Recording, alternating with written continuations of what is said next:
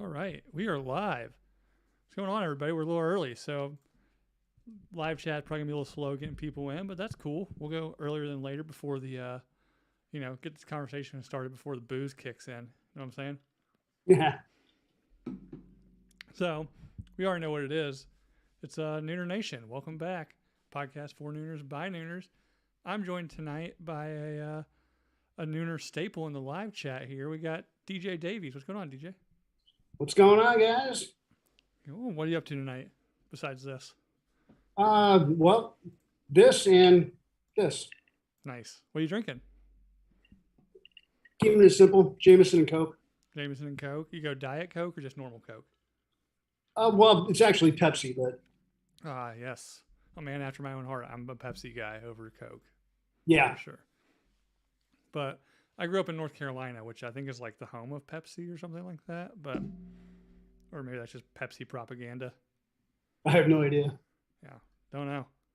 But I know Coca-Cola is out of Atlanta because I went to the Coca-Cola Museum when I was like in 8th grade or something as a field trip. I was never a big fan of Coke. Don't hate it, just prefer Pepsi. Yeah, yeah. What about the other kind of Coke? You get down on that? No. Up until about a year ago, I had a security clearance, so I could never play around. Yeah, yeah. We'll get into that about your interesting occupation over the last 20 something years. But 28 28, quits, yeah. nice. But before we do that, everybody already knows the drill. Go like and subscribe on YouTube. The channel's growing. Also, go find us on iTunes or Spotify or wherever you get your podcasts. I see like in the background where everybody listens to the show, and there's I didn't realize how many weird like podcast listening platforms there are, but I'm on all of them, and there seems to be people using all of them. So, including I have 4 listeners in India, which is weird. Nice. So, thanks. I don't know what thanks in Hindu. Is that what they speak in India? But They're probably all telephone representatives for Verizon. probably they're trying to figure out how to call me about my extended warranty or something. So, but yeah, go like, subscribe, all that stuff. 5-star review on iTunes. Leave a review, like a written one, goes a long way. And also, yeah, check out the guys that support us. I've got my one sponsor, Rep CPS. You can see the hat here. Always fun. They do fun patch hats. You've seen them. The show me that butthole hat is their claim to fame. So go over there, repcps.com. Use the promo code Nooners. You get 10% off.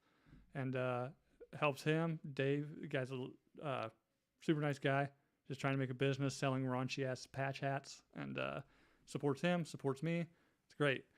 So let's get into it. So DJ, how long have you been listening to like the Drinking Bros stuff?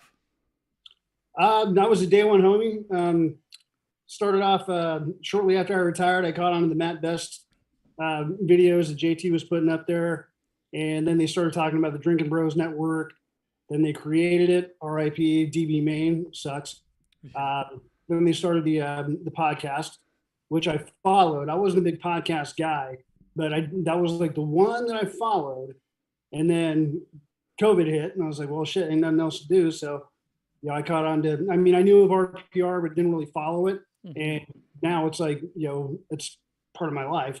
So there's that, and then everything else took off. American Party, which is now Citizen. Mm-hmm.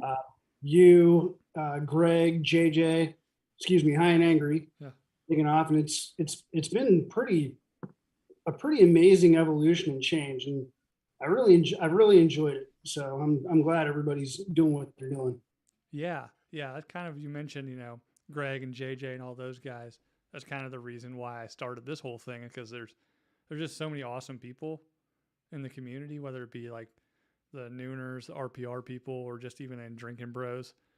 Like so many cool people. And, through COVID, you mentioned you got into Ross Patterson Revolution. I think the live chat now on all those shows has kind of become its own character within the network. So that's why we do it live, because so everybody can have fun in the live chat. So speaking of that, we've got We got some people rolling in. Got Juanathan first in. Jake Farm second. All right. Yeah. Nice. Space Cowboy, what's going on? Just saying, anybody's in here or what? Yeah. Cream Pie Jessica's in here. Womb Raider. So it's gonna be a fun time. Fun time for sure. So, you mentioned retiring. Why don't you get into that? You seem to. I've read some of your bio stuff you have on things you've posted, and it seems like you have a pretty interesting occupational history. It depends on who you ask. I mean, I did 20 years in the Air Force, and after that, I became a civilian contractor, basically doing the same job I was doing. I love it. It's a great job. It's an important job. But I'm not a SEAL or a Ranger or a Marine Recon guy, so unless you're an intel pogue like me, it wouldn't be interesting to really anybody else. Right. But so what was your position in the Air Force? Well, I was a targeteer, a target intelligence specialist. The name has changed over the years many times, but ultimately I was a targeteer. There's try and kind of cage it up. There's intel and there's ops. That's the execution side. We're the planning side. Okay.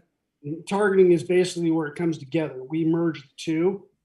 Lots of different intel disciplines producing intel, reports, analysis, research, and the targeteers, we take all of that data and we consume it. We're consumers of intel to basically plan the missions, pick the targets, select the munitions, do collateral damage estimation, long-term effects, strategy, things like that. Gotcha. Yeah, Jessica in the live chat said, "Yay, intel nerds," with a heart. So she's on your side. All right, Jessica. She's single, Hey, I think she's a Cali homie too. Mm-hmm. Yeah, I think also I read you're originally from California. Yeah, born and raised in Huntington Beach. Okay, yeah, been to Huntington Beach. Ooh, when was that? 03 or 04. I was there for a paintball tournament they had on the beach, which was actually miserable. But yeah, that sucks, man. Running around the stand trying to do that shit, it's a different animal. Yeah. But the Huntington Beach area was beautiful. I enjoyed it a lot. I was also like 15, I think, 14 or 15, so I didn't get to go have a whole lot of fun, around Huntington Beach. But beautiful area for sure.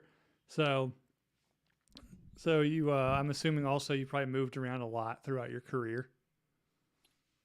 Yeah, I started off my career as every airman in San Antonio, Texas, basic training. Then I went to Goodfellow Air Force Base in San Angelo, Texas, which was kind of like the armpit of West Texas, but fucking love it. It's a great place.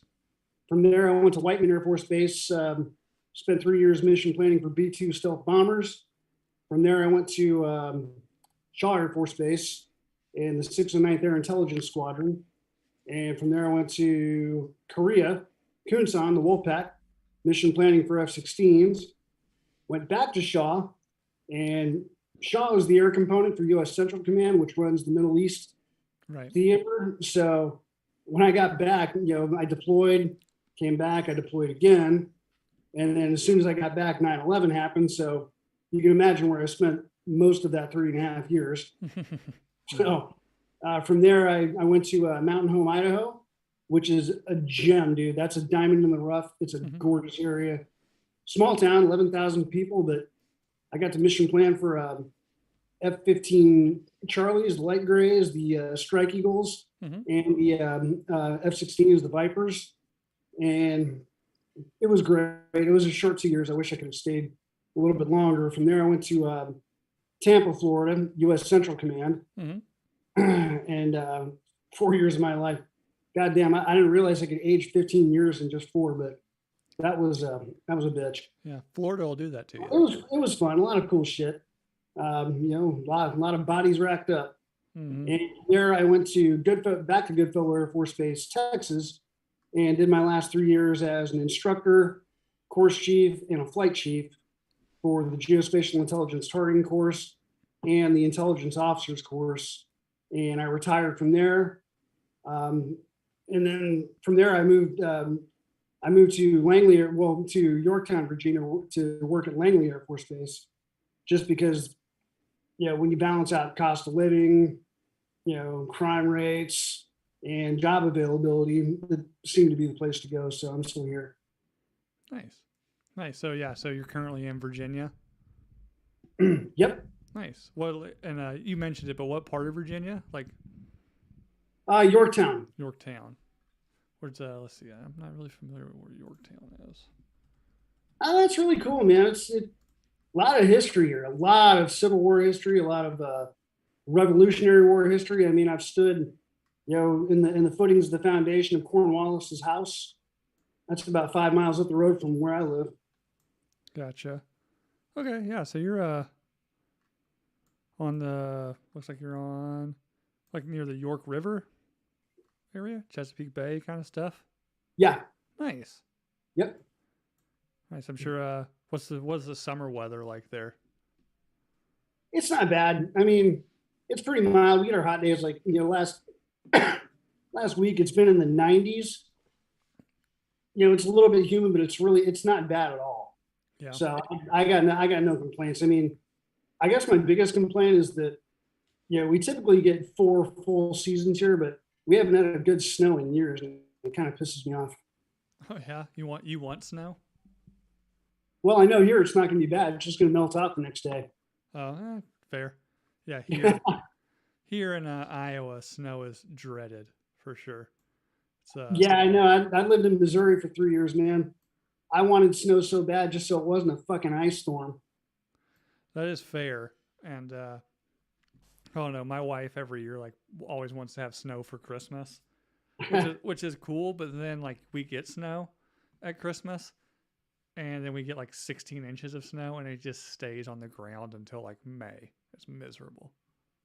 Yeah, I can imagine that. Everywhere I've been, the snow melts out pretty quickly. I mean, Idaho, the most I ever saw was maybe a foot. Mm-hmm. And I mean, it stuck around, but it was really nice, manageable snow. And there's not a lot of roads where I was. But I think the worst I saw was we got 15 inches when I was in Korea, which really sucked because nobody had cars. We all had to walk everywhere. Wow. That's probably the only time any Korean's seen anything 15 inches. Possibly. Taller than half our workers, that's for sure. Yeah. So you mentioned Idaho. What Air Force base is there? Mountain Home. Mountain Home. Yeah, my brother-in-law is a avionics engineer for the Air Force, and he was stationed in I'm assuming it's Mountain Home. It was Idaho. We loved it. He was there for, I think he was there for 2 years, and then he went to,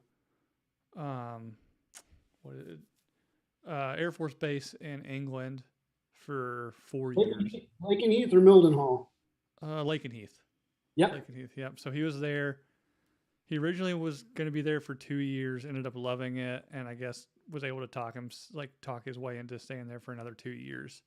And yeah, bastard. I tried to get to Europe for my entire career. I could never get overseas unless it was Saudi Arabia or Korea. Yeah. He went to he's a avionics engineer for I believe the F-15s. Yeah, if he was at Mountain Home and Lakenheath, it was definitely F-15s. Yeah, and he was in Jordan quite a bit. I think he was like in the UAE a couple times.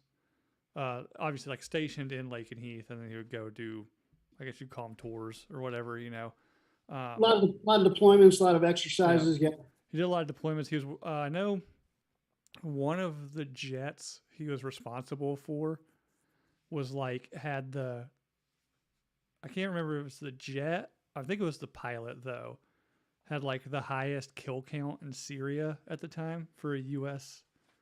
Air Force pilot or something like that. That would be a Strike Eagle then, because the only air-to-air kills we've had in a while was that one in Syria from a Navy F-18. No, I don't think it was like air-to-air. I think it was bombing runs through Syria. Yeah. Probably. I would not doubt that. F-15Es did the majority of the work out there. Yeah, he sent me some pictures of it. Sorry, 10 community, I love you. Yeah, he sent me some pictures of the underside of one of the jets when it came in, and it just had a bunch of like AK rounds through the bottom of it. Yep. So he's like, "Yep, normal day coming back from Syria," but he loves it. So now he's in. Shit, I think it's Edwards, north of LA in California. Yeah, it's Edwards. Ugh. That's a Yeah, shit. he I guess again I'm gonna mess this all up, but I think he was saying the F-15s or maybe just the like kind of F-15 project he worked on is kind of being phased out.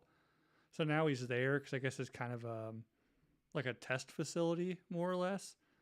So That's their test base. yeah, so a lot of like the F-15s he worked on and was responsible for, he like were moved out there to test like experimental stuff on. So he runs all that now. Like he's in fact I think I don't know what rank he is now, but he kind of manages, for lack of a better word, like all the avionics engineers for the F-15s at Edwards now. So That's a good deal, man. Especially being at Edwards, if he wants to retire there, he'll roll right into a good job. I've actually got I got two friends out there, retired lieutenant colonel who flew rivet joints and global hawks. He's out there now as a trainer, I believe. yeah. A couple other folks. I mean, it's a big base with a lot of programs. I wouldn't want to be there, but job wise, I mean, there's a lot out there. That's for sure. Yeah. Yeah. I haven't heard much about, he just got there like the beginning of the year, and he's actually traveled quite a bit since then. So I don't know how he's liking it very much. I know he complains a lot about California being expensive, which kind of knew before going into it, but he seems to enjoy it, and he talks about getting out all the time, but he's one of those guys, and I'm pretty sure he's gonna go all the way through to retirement, because I've gone on vacations with him when he's on leave, and he's the kind of guy, like, he needs the military discipline to function in life. You know, Yeah, that's a lot. and he knows it. He knows it as well. So, but yeah, so you retired from that. So, and you did some contracting for a while. What do you do now? Are you still contracting, or are you just? Oh no! Right now, I am temporarily retired full time. Temporarily, okay. I I don't want to make this a dark episode, but I left the job and I left the occupation last year. Turned out I had a lot of problems as far as anxiety, panic attacks, and PTSD, and the shit was just getting worse and worse and worse. The whole lockdown situation fucked shit up, and actually lockdown, the whole quarantine thing, working from home. I got more work done from my living room than I ever did in the office. Oh yeah. And I was kind of pissed because they wanted to bring us back. And I ended up, for the first time in my life, I got fired by a fucking nonner, fat piece of shit motherfucker. So wait, hold on, my bad. I digress. But anyway, my job went away. I was one of the, senior kind of more experienced dudes in my field. But so that didn't work out, and I got picked up by another company in another section, which was great, and they were awesome. They were really good. The office was cool, but the job really kind of pissed me off because it shouldn't even exist. And I took a very long, hard look at what I've been doing for 28 years and realized that I'm still trying to solve the exact same problems. And the problem was that nobody wanted those problems to be solved, and I'm taking a big fat paycheck just to occupy space, and they wanted me to do a bunch of shit that I didn't sign up for and couldn't handle it. Man, I was already having problems. Every day I'd go to work, I'd sit in the parking lot for a good half hour, 45 minutes, just trying to deep breathe and calm myself down, because just getting out of the truck and walking up the steps, I know shit would hyperventilate and think I was having a heart attack. So there's that. And then and this is not an excuse, this was just a capper, but the whole fall of Kabul thing happened. Okay, yeah. I lost my shit, man. I called my boss, said, that's it, I'm done. I can't do this anymore. Yeah.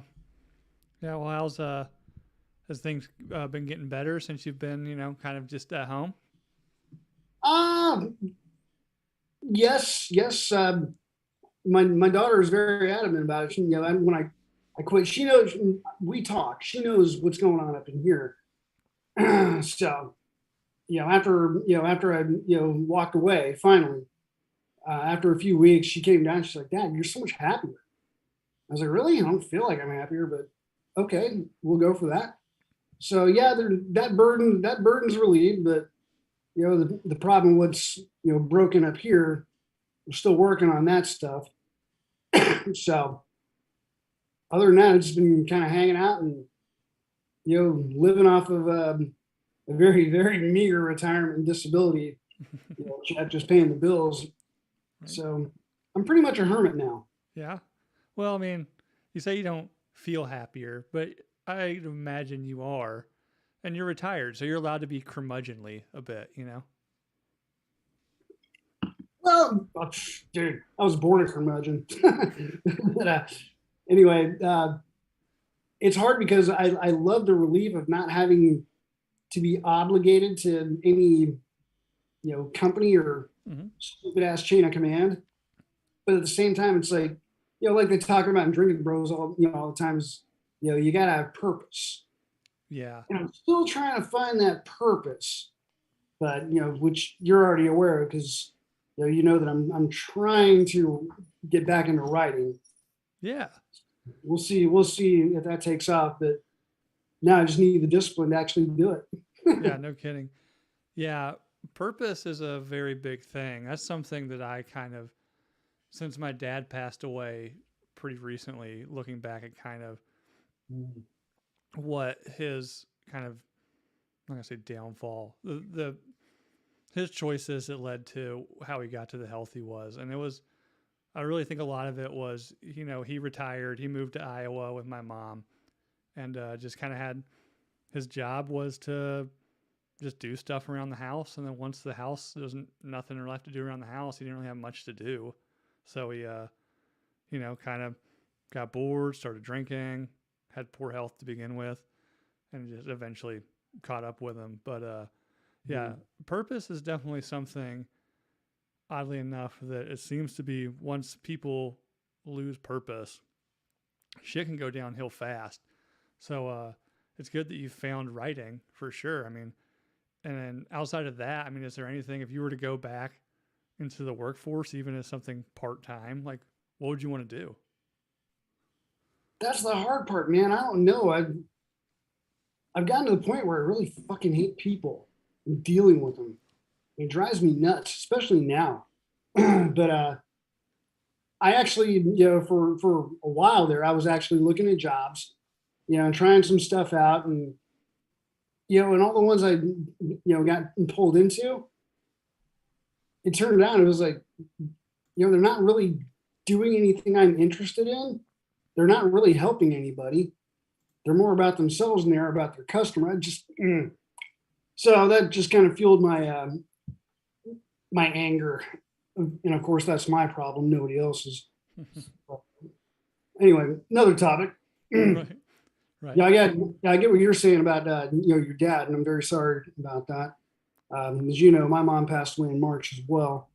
So I'm actually Alex and I, my daughter, we're going out to Arizona here in a couple days. For the first time since mom passed, to help dad sort through some stuff, and my daughter, she was thick as thieves with my mom. I mean, they were tight. So they're she even told my dad, it's like, hey, don't get rid of shit until I get my chance to go through it, Right. because there's a lot of stuff that she wants and I want. And he's 79 now, so I'm running around and like pulling boxes down and doing all kinds of shit around the house. Not quite his thing. So we're gonna go spend some time, hang out, see how he's doing, and help get some stuff done. Yeah. Yeah. Luckily, mom moved here right before our oldest was born. So your daughter, how old is your daughter? 18. 18. Pray for Uh, me. off to school. Am I? Yeah, a couple weeks. She's headed out to college. College, yeah. I thought I saw you post something about that. Where's she going? George Mason University. Is that DC area? Close, Fairfax area. Okay. Gotcha. Unfortunately, I don't like the proximity, but it's a damn good school. Yeah. I mean, I recognize the name pretty quick. So, yeah, it's a good school. Does she know what she wants to do? Yeah, she's going to be majoring in geology. Geology. Awesome. I've actually got a really good friend from high school that did geology, and he works for, I think, BP now. Crazy. I didn't realize what a huge field that was, man. My old boss from my previous job, his daughter went to GMU, and she got picked up immediately as making big time money working from home. Working for USGS. Yeah. So, Yeah. holy shit. When he told me, he's like, "Oh yeah, I'm gonna major in geology." I was like, "Why?" Seeing like, I thought it was just like one of those degrees that you get just so you can go teach geology afterwards, you know? That's a But huge. I didn't realize how much that touched. yeah, he does like geological shit for oil rigs for BP or Yeah. Shell, one of them, and makes Yep. a ton of money. It's very weird though because he's actually like a huge hippie, or at least he was back then. So him going to work for like big oil was a bit of a stretch, but I don't know. Now he lives in Texas and he just posts pictures of him with like dreadlocks, shooting a bunch of guns, and then going out on oil rigs and shit. So Yeah, I had to reach out to geologists in my former life to learn the PSIs of various rock formations to figure out what kind of a penetrating weapon I needed to get into it. yeah. So were you pretty stoked when you saw the videos of the Moab getting dropped a couple years ago? Ooh, that's a funny story. I got two stories on that. One, the original Moab was the first Moab was supposed to be dropped in 2003. I was on night shift. My counterpart on the day shift, Digger, we had both been competing to be the first ones to drop the points, the mensurated coordinates to get the Moab on target. And when we heard about it, it was right at ship change. I was coming off, Digger was coming on. And we heard about it, and both of us were like, oh, fuck no, dude. It's going to be me. No way. And we ended up not dropping it. And Digger worked a regular 12-hour shift. I ended up pulling 36 because I wanted to get that goddamn thing. So that was a missed opportunity. But anyway, the one that went off in Afghanistan, yes, that was weaponeering porn for me. And the cool thing is, the NCO who actually planned that mission and actually did all the legwork to get that bomb on target was one of my students and still a good friend to this day. Awesome. I actually bought him a first custom Moab flag. Oh yeah. Yep. Awesome. Awesome. I think that's like the only one, right, that's ever been dropped. Only one dropped in combat. Gotcha. We tested a few. Well, yeah, of course. But yeah, so that's I'm sure he flies that flag with honor, right? I'm not even. Yeah, oh yeah. He sent me a picture. He got it framed. Yeah. Absolutely beautiful. Yeah, I'm not even like not a veteran, never in the military, but when I saw that, I was like, that's pretty cool. Oh, yeah, dude. Because we got the videos on the classified systems before they were released, and we were all gathered around this one big ass monitor, and we just kept hitting rewind. It was the coolest shit ever. Yeah, yeah. So back to I guess you're talking about your daughter being 18. I can see, yeah, if she was that close to your mom, that hitting pretty hard. Luckily for me, my oldest son is 6. So Yeah. I mean, I think he understands, that his, grandpa is not around anymore. But I don't think it didn't hit him the way I think it would somebody older. Obviously he talks about like, oh, what do you think? My dad was English, so they're like granddad is kind of what you call, your grandpa. But it's like, what do you think grandpa's or granddad's doing in heaven now? Like all happy about it. So I guess I lucked out on that one. Having an 18-year-old getting ready to go to school, worried about senior year, then having a close grandparent die is probably going to be something tough to deal with for sure. Well, man, I tell you what, my kid, God, I mean, she's very, very attached, as far as, family and friends, but she's also incredibly resilient. I mean, she took it, she had her deal, but, when she got that out of her system, I mean, she's kind of accepted it and moved Right. on. So I'm really kind of proud of her for that. And that's the double-edged sword is, when I knew I had to tell her, it's like, God, would would it be better off if this happened when she was too little to really understand it, or would she rather have the experiences she does, Hmm. and kind of, grow up with it, which, I'm, she probably helped me a lot more than I helped her through that deal. Yeah. Does she live with you full time? Yeah. Without going into details, because, her mom's not here to, tell her side. I mean, we got divorced. Well, we got divorced right after I retired. I mean, technically, I got retired and divorced in the same week, which was kind of funny, I thought. But anyway, my daughter ended up, living with me full time, at least, during the school year, and spent summers, alternating Christmases, Thanksgivings, and stuff like that with her mom. And her mom came down here and hung out all the time. So it was a very good co-parenting relationship. So I'm pretty happy about that. But yeah, she's pretty much lived with me the whole time. Gotcha. Gotcha. And where you live now, like how far is like George Mason? About 2.5 hours.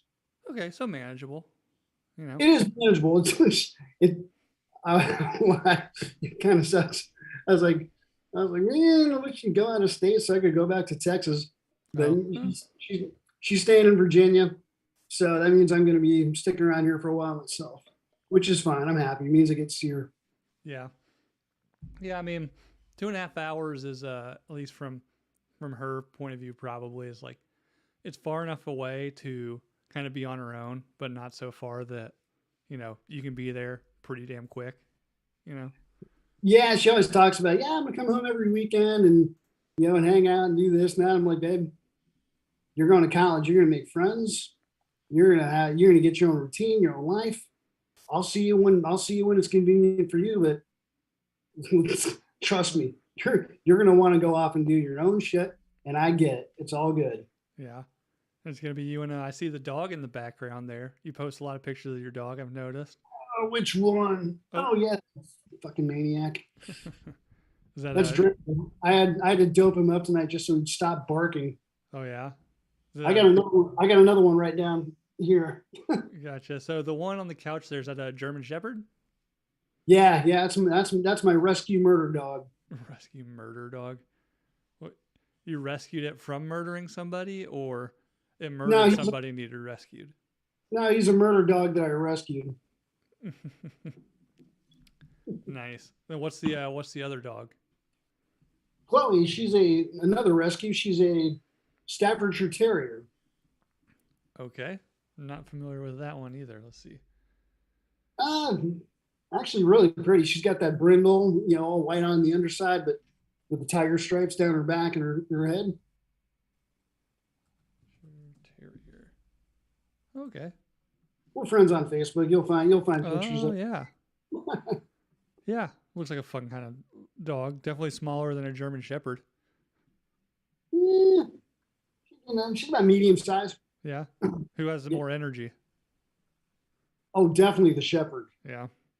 Oh yeah, Chloe will get going, but man, Draco, I don't know what's gotten up his ass. He hasn't shut the hell up in 2 days. A leaf falls, he barks at it. Just being protective, man. It's a crazy world out there. You don't know what that. Um, You don't know. He just, You don't know if that's a leaf or like a Chinese listening device. yeah. Never know. Hey, did you see your dad was English? Yes. Yep.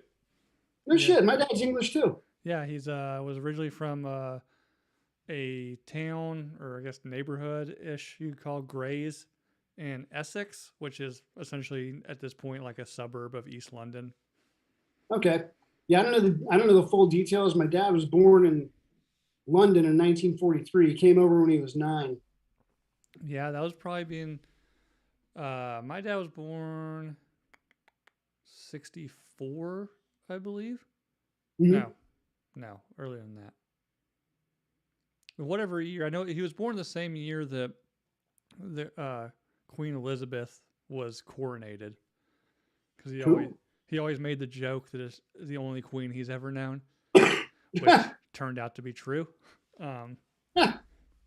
But yeah, and he really funny story. When he was like 19, he was working at a Ford plant and I've seen it. I've was lucky enough to go to England quite a bit when I was younger, and like it's this crazy Ford plant in East London that's like 2.5 miles long, and it's like literally like raw steel comes in one end and a car comes out the other. Like they do all this like manufacturing in this building.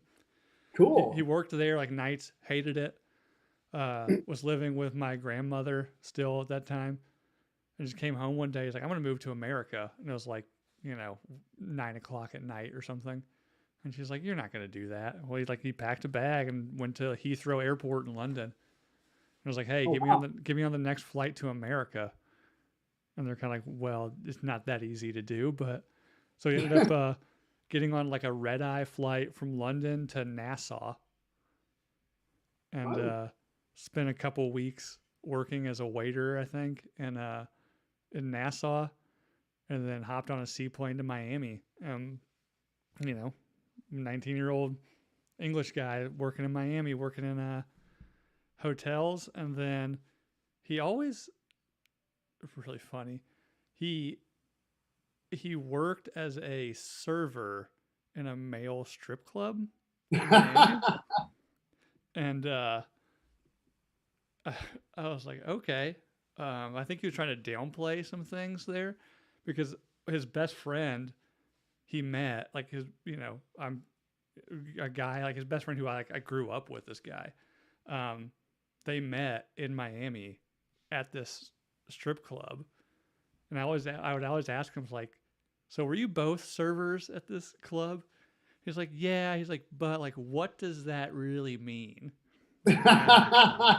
Okay, like I'm just gonna leave it at that. But and then through circumstances, he was working as a manager at a hotel on Beachfront Avenue. You know the scene from Scarface, like the beginning scene where they chainsaw the dude up. Yes.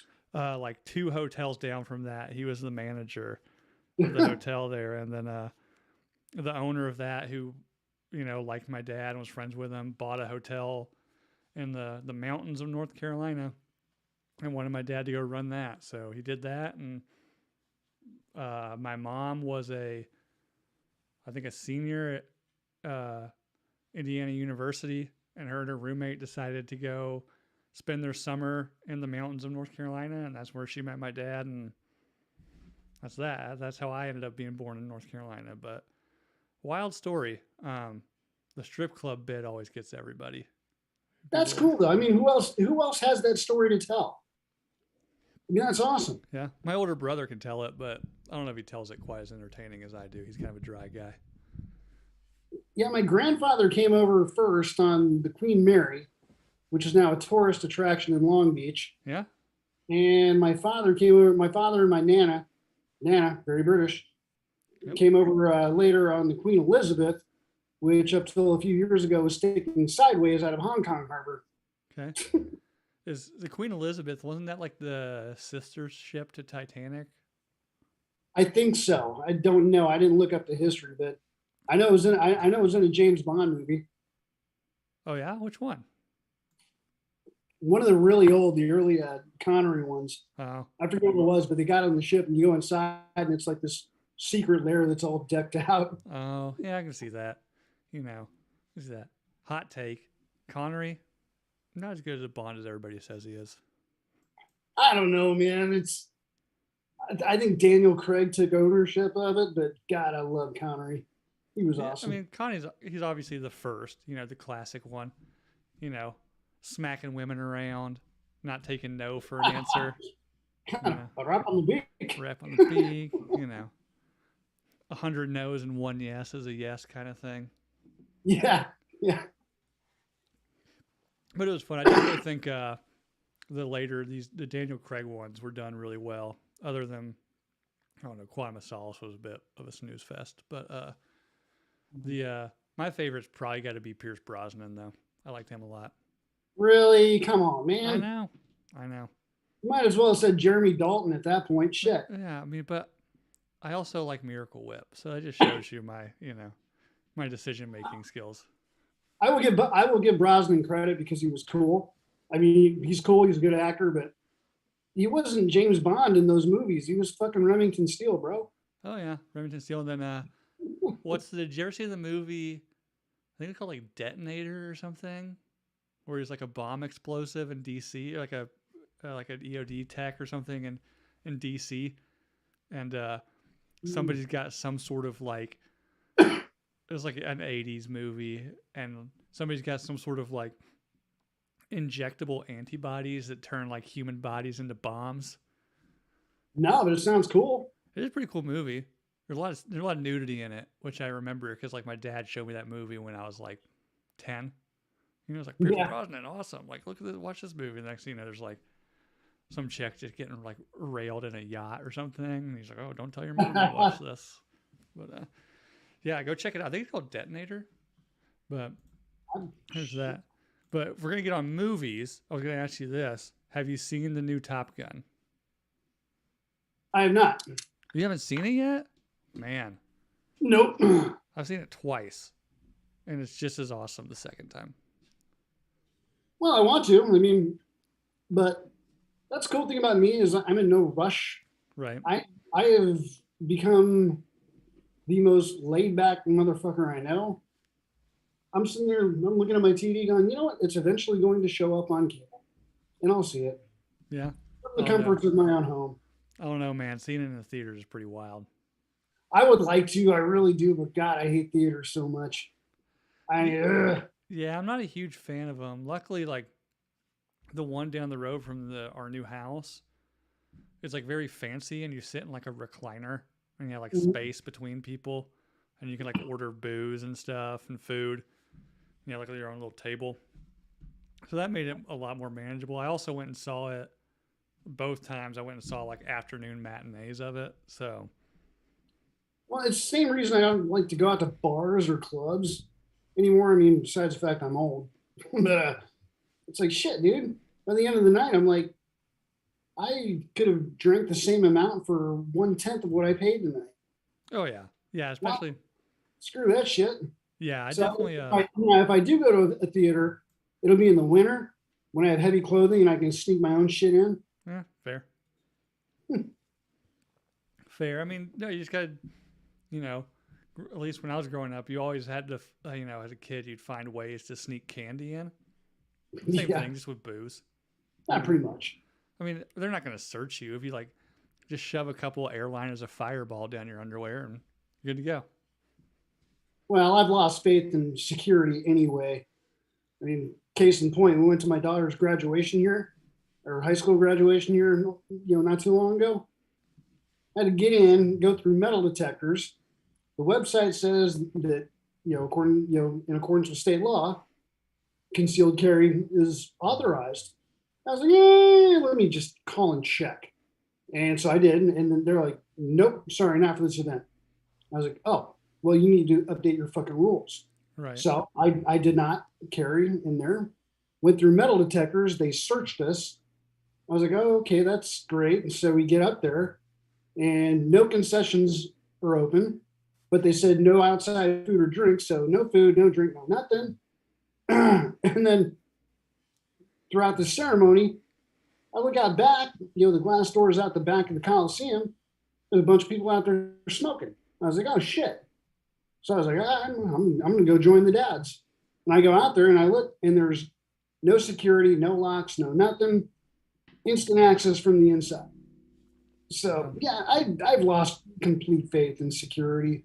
They don't know what the hell they're doing. Oh yeah. Yeah, I don't know if you've flown anytime recently, but TSA letting their guard down quite a bit lately. Yeah, I get to experience that bullshit again on Sunday. Oh yeah, yeah, yeah. You're flying out to Arizona. What part of Arizona? Prescott Valley, man. You ever get a chance to go there? It is so gorgeous. Yeah. Are you flying into Phoenix? Yeah, unfortunately. No. Phoenix sucks. The airport sucks. I'm sorry. The city's cool. Love you, Phoenix folks. The Yeah. airport's Yeah. I don't know. I went through the airport, but it was for work, like in quick in and out years ago. yeah. Um, so I don't know. At that point, I think I was going through Atlanta a lot because it was back when I was still in North Carolina. So like Yeah. anything at that point to me was better than Atlanta. Now I live in the Midwest and I love Atlanta and I Mhm. cannot stand Chicago O'Hare. I've only gone through Chicago once. And it was so long ago. I can't, and it was in the middle of the night, so I can't remember it. But yeah, I've flown through Atlanta, North Carolina so many times. It's like, Yeah. ugh. I mean, like Prescott Valley or Prescott does have an airport, but there's only one airline that flies in there, and that's United. And you got to go through Denver, and it's really expensive because it's a small regional. Mm-hmm. I've done it a couple times, but you got to do like a 10-hour layover in fucking Denver, and every time I get stuck overnight. It Yeah. sucks. I was Yeah. like, screw it. I've only ever been through Denver once in my life, and that was coming back It from vacation. sucks. I'm coming back from vacation last year.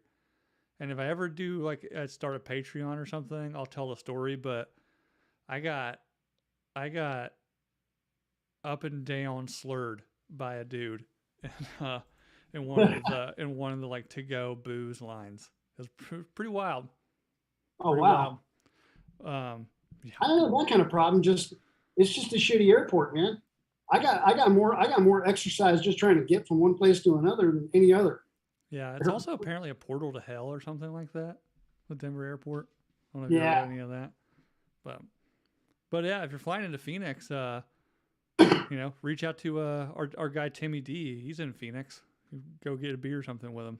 Well, no, I would, but again, I'm only in town for like 5 days. Mm. I'm going straight from Phoenix up to Prescott Valley, Yep. and that's all about time with Dad and Oh yeah. helping him out. So Makes yeah, sense. I mean, I got friends in the area too, but I was like, nah, it's maybe the next trip. This one's about Dad. Right. How far of a drive is that then from the airport? It's about 2 hours. Okay. Not terrible, but Yeah, not bad. yeah. It's an early flight, so I'll probably sleep the whole time anyway. Yeah. Let the daughter drive. You just pass out in the. Oh no, we have to get a shuttle. We have to get a shuttle. Okay. Yeah. Okay. Even better though. Then you can sleep, do shit on your phone. Whatever. Well, going back to what you're saying about the cost of living in California, my parents bought the house that I grew up in.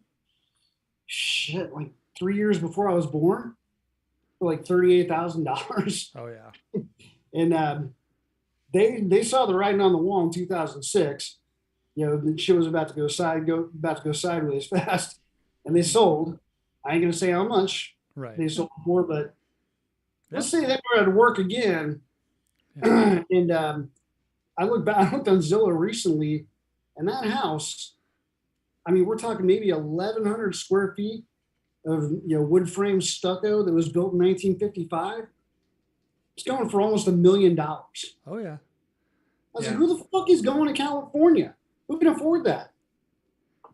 I don't know. I I mean, get it. Zillow is a great website though. I love Zillow, but Yeah. it's yeah, I don't know who's moving to California. I would assume it's just people moving within California at this point, right? I don't know, man. It's confusing. I got a lot of friends, especially from high school, still there, and they all stayed in Huntington Beach. Thank God. That seems that city, parts of Orange County, seem to be one of the last sane bastions of the state. Yeah. That are going well, at least as far as the coastal cities. So hopefully they're doing all right, man. Because it's such a beautiful state. God, I love California. Yeah, Everyone's so stupid. that's what I hear from a lot of people that have spent time there. Is like, I love the state. It's gorgeous, but the politics have kind of ruined it. So, Ah, hopefully one day they can bounce back. I think in the Schwarzenegger days, wasn't it all right there? I can't really. I was young in that. Um, from what I heard, and everybody who was there said, yeah, I mean, it wasn't perfect, but it was better. Yeah. The last time I was there in 2006, before my parents moved to Arizona, um, I mean, just simple shit. I went to a local liquor store to buy some beer. The emo goth chick behind the counter, asked my ID. I showed her my military ID because my California driver's license that I still had, I was like 16, 3 inches shorter, 30 pounds lighter, had long hair. And so I showed her my military ID. And this bitch actually said the words, "We don't serve your kind here." I was like, what? Okay. Alrighty then. Okay. See where this is going. Hmm. I'll tell you what I did to her car later. Yeah, I mean, It involved a substance called liquid ass in the AC intake. nice. Yeah, but Jessica in the chat said 1 million easy, and then somebody else said something. Oh, I'm not frightening. even looking at that, so I'll trust you. Frightening me said Chinese people are buying all the house from the people leaving. I believe that 100%. Yeah, I mean, here's the thing: it's real estate rarely ever tends to go significantly down and stay there. So, I mean, what's that $1 million house going to be worth in 10 years? Who knows? I don't know. I guess it depends on where you are. Like I was in Tampa, Florida in 2008 when the housing market really took a shit. Mm-hmm. Prior to going out there, I mean, all the houses we looked at, 2 months before we moved, went up about $80,000 to $100,000 overnight. I was like, well, shit, this complicates things. So we were forced to buy a house, at a ridiculous price because they were all going up. And then the housing market crashed. And I ended up selling, I bought for 243. And in 2010, I sold for 126. Oof. Don't tell me that. I just bought a damn house in this market. Well, yeah, that's the hard part, but it depends where. Like North Carolina, all my friends there, the market stayed very steady. It didn't really take a hit. It just depended on where you were. But that the investors spent so much money in Florida, right, building all these neighborhoods that were never completed because the market crashed. Right. Yeah, it didn't. I will say here, I mean, values went up quite a bit, like in relative. But the big problem was a lot of houses, when we were looking for houses, it wasn't so much that the valuations were insane. It was just like everybody was buying. So like we were offering like $40,000, $50,000 over asking on houses and not getting them. Oh, wow. Yeah, it was not a fun time, for sure. Luckily, we finally found a house we both liked and were able to get it for like under asking, which was insane. But thank God for that, man. It depends on where you are, where the demand is. Like where I'm at, my house is appreciated, but I mean, not quite at the rates of like what's going on in Texas right now. Yeah, which is fine. I don't care. I'm gonna be here for a little while, but God, dude, it's just amazing how people are getting ripped off, big time. Yeah, it was nuts. It was definitely nuts. I've told the story before, but we went and walked through this house, and me and my wife both loved it, and was actually kind of below our budget, but they had the people must have been originally from Pittsburgh because they had like Steelers stuff and Penguin stuff, like everything was just Pittsburgh sports everywhere, like Pitt University. So we both liked it. It was under budget. I was like, okay, like offer them. We're gonna offer like, I'm tired of playing games. This is like probably the 20th house we had looked at. I was like, I'm tired of playing games. Like, let's just offer them 40 grand over what they're asking. But I want an answer in 2 hours. Like that should be plenty of time. It's a yes or no. Well, they strung us along with excuses, like, well, we have kids to go to sports, blah, blah, blah. I was like, okay, fine. Well, the next morning, it kept bumping back. And they're like, oh, we'll have an answer for you like at 8 a.m. That night, our realtor calls us like, oh yeah, like the reason why they keep bumping it back is because they've been showing the house. Yep. Like pretty much using our offer, just as, a card to use. So I just told her, I was like, they didn't decline our offer. I said, pull our offer. Like, no, I'm not playing these games. $40,000 over, I was like, I don't know, 15% over asking. It's like, there should be a pretty quick yes or no. Yeah, at that point, it's like, how much more fucking money do you want to get out of this deal? Yeah. So I was like, yeah, fuck this guy. But I told our realtor, I was like, in the email, I want you to put that I am telling them that the city of Pittsburgh will never win another championship ever again. Oh, dude, that's harsh. And to her credit, she put it in the email. She blind copied me on it, and it said, like, my client would like to know that because of your client's distasteful actions, that he feels that the city of Pittsburgh will never win a sports championship ever again. Now, to my friends listening, so like JJ and Ruben, it was said out of anger. I apologize. I took it back. But that guy doesn't know I took it back. And now he has to live with the fact that he might be the reason that Pittsburgh doesn't win a championship. Well, it's not Heinz Field anymore either, so karma's not in their favor. Who bought it? Like some insurance company, I heard? I don't know. There's like Avracorp or some shit. I don't know. Something pretty boring. I don't know. And I'm pissed about that because, I mean, I'm not from Pittsburgh, but I grew up with an aunt who is a diehard Pittsburgh fan. So I, am a Pittsburgh fan. And I was like, fuck, dude, that's bullshit. I mean, the Heinz family was bullshit too, but hey. Well, I mean, tradition there. Is the ketchup market not doing well? Why didn't they re-up that one?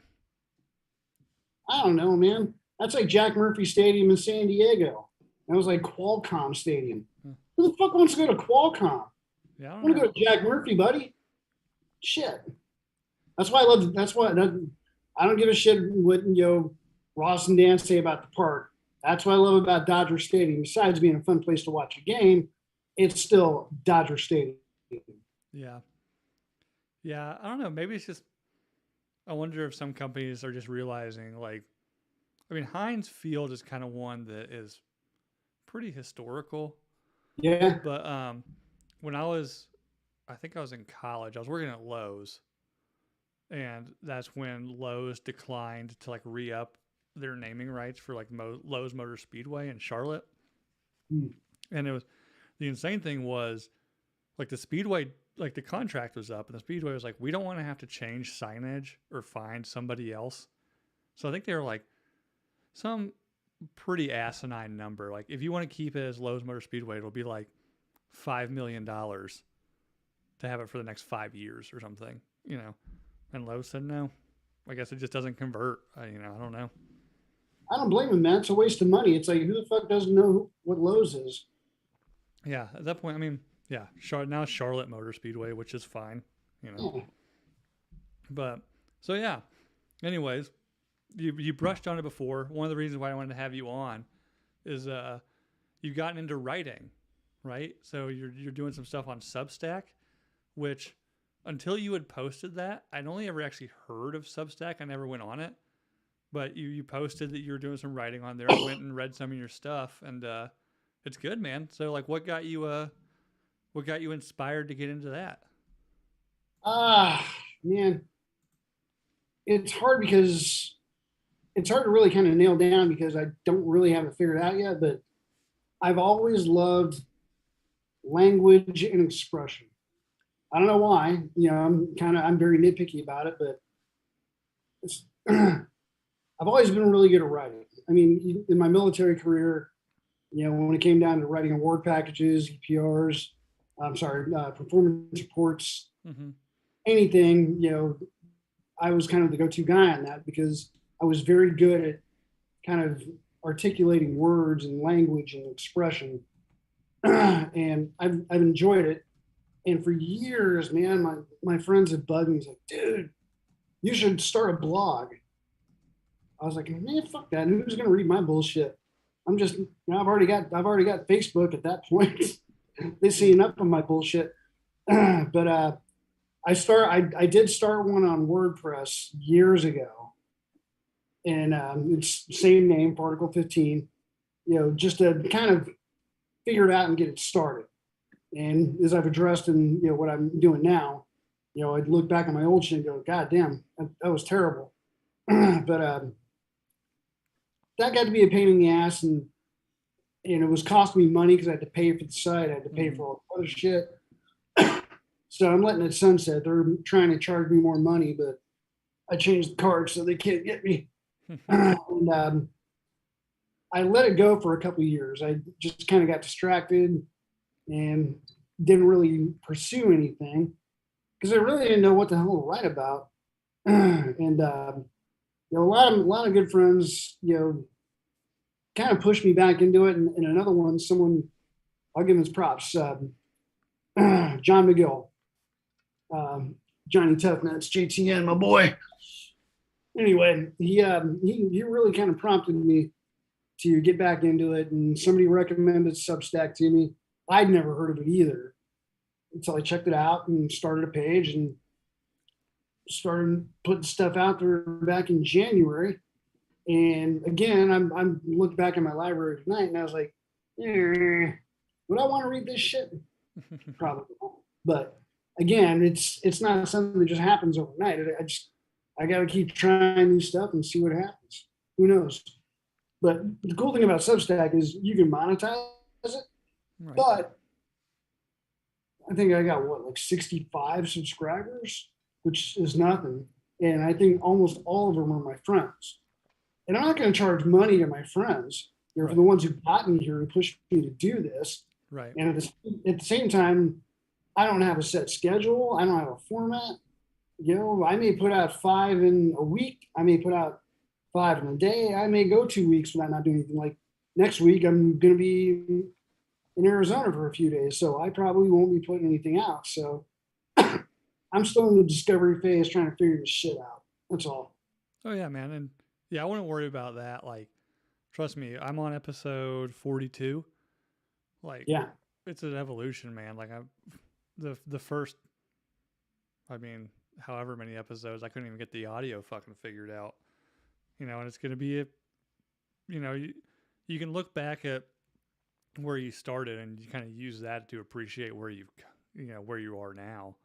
And from what I've read, I've read some of your more recent ones, and it's good, man. I've found it enjoyable. I was at my desk today reading it and liked it. And so, I mean, you talk about you can monetize on Substack. You're torn on, whether that's something you want to do or not, and I totally get that. But do you have any kind of aspirations to write like a long form or a book or anything like that? Boy, I'll tell you what, a lot of people ask me that. Writing a book, one, I'm not a fiction guy. I'm an observation experience guy. So, I mean, when I write things, it's because something came to my mind based on something I saw or something I experienced that I really want to kind of analyze and comment on. Right. So, I mean, I am not Jack Carr, ain't happening. But I can't think of a reason to write a book or what to write about. A lot of people talked about, and actually a few folks have asked me to write about myself, like a biography. I was like, why? No one's gonna fucking read that shit. I mean, I would have to start it off in the foreword of it's like who am I and why should you care? I'm nobody, so you shouldn't. But anyway, there you go. Hey, you've got the intro figured out, Yeah. So, and I mean, if anything, you might have, it doesn't have to be. I've read a couple of books from people that it's less of like biographical writing and more of just like a collection of short stories, from their experiences. Well, and who knows? Maybe that's what my Substack will evolve into one day. I don't know.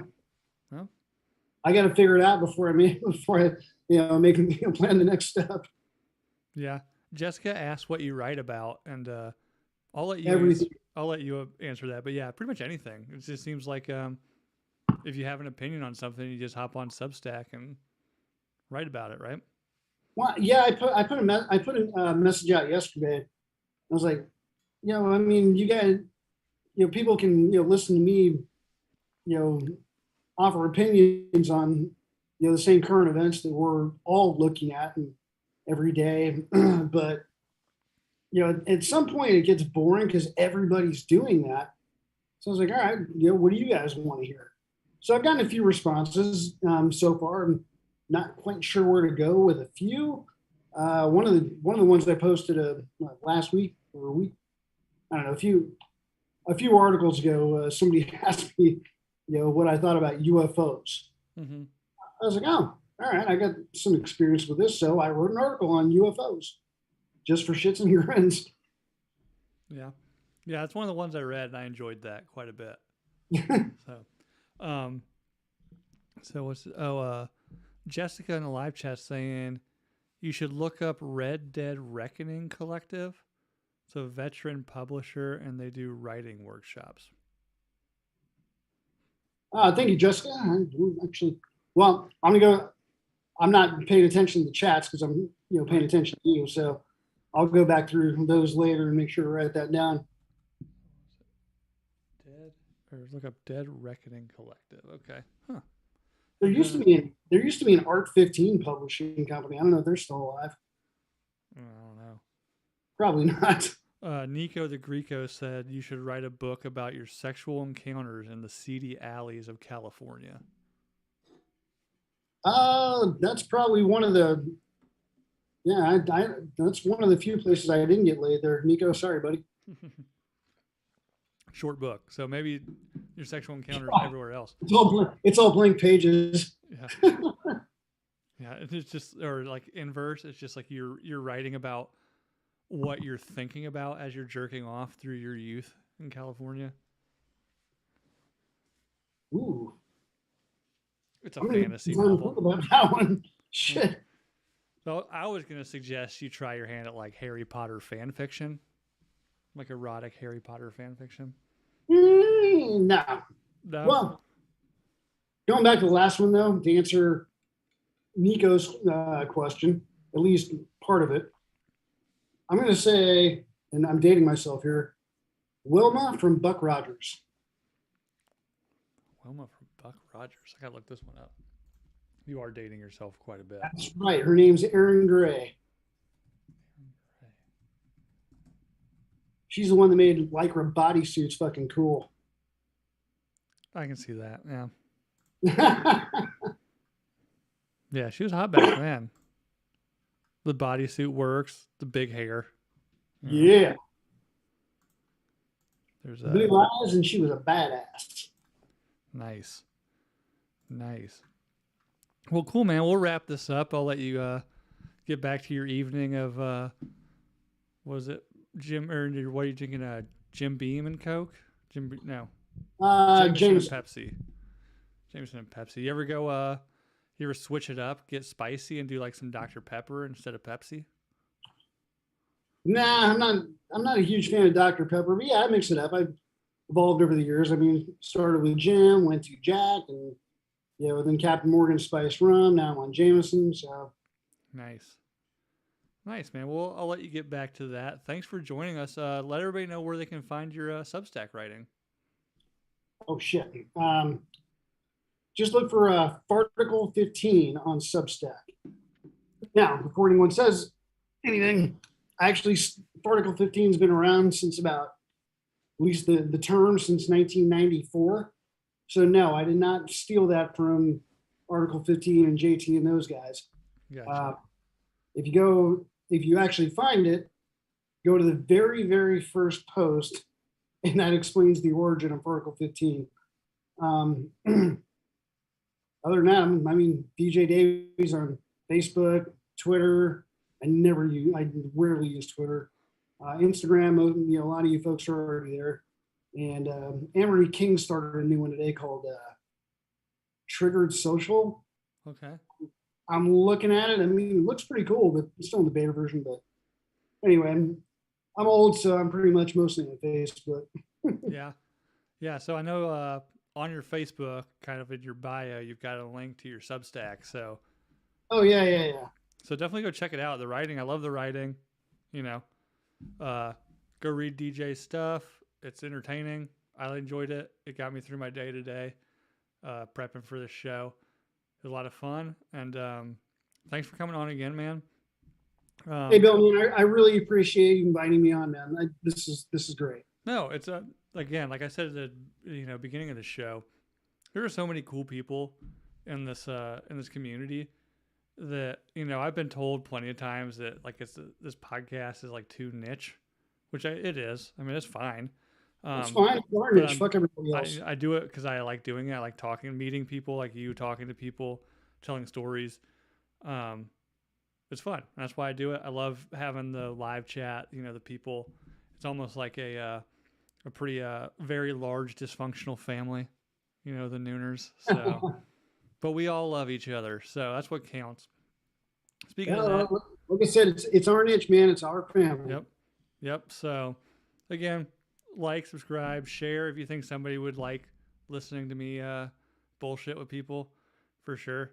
It may be niche, but maybe we can make it bigger. Who knows? And on that, I think tomorrow is going to be an episode of, I was telling you offline, but I think me and a couple other Nooners did record an episode with Dan Holloway for Citizen a couple weeks ago, and I think that's getting released tomorrow. So be on the lookout for that. And if you haven't seen that show yet, it's good. I like it. I think it's a little bit different direction than American Party, but I kind of like what Dan's doing with that a little better. So definitely go check that out. And yeah, thanks for joining us. DJ, thanks again, man. It was a great conversation. We'll definitely have you back on, talk about when you Anytime, man. I look forward to it. When you release your book, we'll have you on. Ain't happening. when you release Naughty Thoughts by DJ Davies, becomes a #1 bestseller with Aaron Gray, talking about all your Aaron Gray thoughts. You never know, man. Maybe you find it. Maybe you find your calling as a vintage erotic novelist. Oh God, what would the title be? It's like, how many the many ways to bust to Aaron Gray. No. Going Gray. Ooh. There you go. 50 Shades of Gray. I think somebody's got that one, but that's spelled with an A and not an E. So I don't know. That's for your publisher to figure out. 50 Nuts of Gray. Yeah. Yeah, there you go. Anyway, we're going to end it on that. Guys, thanks for listening. Again, harping on it. Like, subscribe on YouTube. Go find it on all the podcast platforms.